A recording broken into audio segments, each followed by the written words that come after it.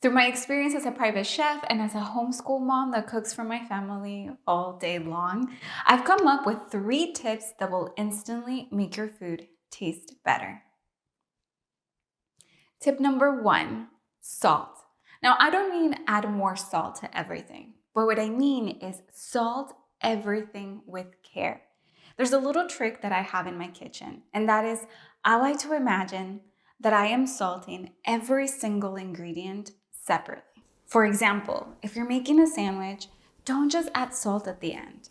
Add salt to every single piece of avocado, every single piece of tomato, as you are building your sandwich. This is probably one of the easiest recipes that you can ever make, but honestly, how many times have you had a sandwich that just didn't taste good?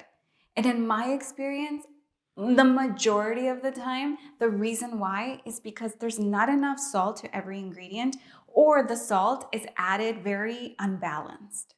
To give you another example, the other day I was teaching someone how to cook scrambled eggs, and they really didn't know how much salt to add to 4 eggs. So I simply said, imagine that you're adding salt to every individual egg. And literally their mind was like, what? I would have never thought of doing that. Normally I'll just throw in a bunch of salt and kind of let it see what it does. And to me, that's something that I normally just naturally think about, but I realize that not everyone uses this method. So I promise that if you just use this method of salting as you go, imagining each ingredient separately, it's going to just change the flavor profile of your recipe so much easier than if you're just throwing it and kind of hoping for the best. If you're wondering what salts are my current favorite ones, I'm gonna leave a link in the description below. Tip number 2, timing. Most of the mistakes that I personally make in the kitchen and I often see other people make are about timing. If I am rushing or simply running out of patience, you can bet that my food is just not going to taste as good as it could. You can still work fast in the kitchen, don't get me wrong. I mean, most restaurants work at a very fast pace. But if there's an ingredient that needs time to brown, or if there is a soup that just simply needs the time for all of the flavors to marry each other, there's just no cutting corners. My secret to this is that I take a step back and allow the food to show either my eyes or my nose.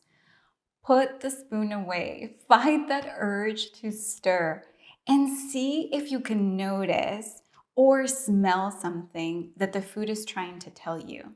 That could be the color changing, a browning happening, the aroma to begin, maybe some bubbles forming, a little bit of a curl in a tortilla, or steam.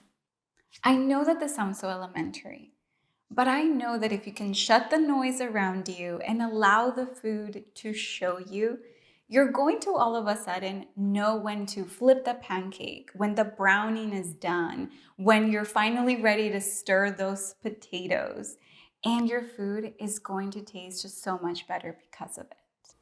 Thank you to the sponsor of this video, my cookbook. It is finally here. If you like my videos and are looking for a way to support this channel, this is one of the best ways that you can do so.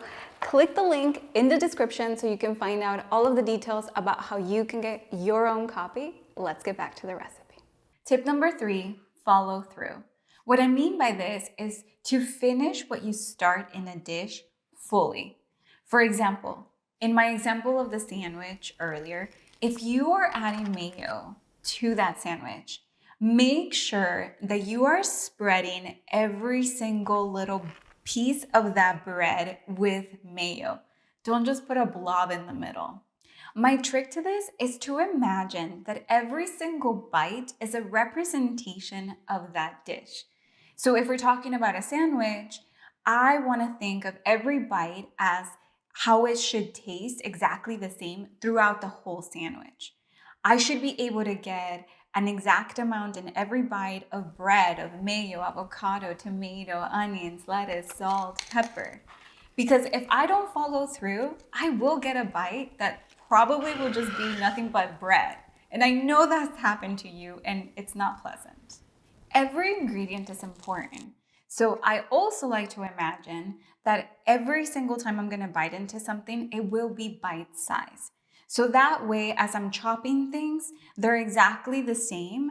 And this allows me not just in prepping for it to be easier, but it follows through with the flavor equally throughout the entire dish.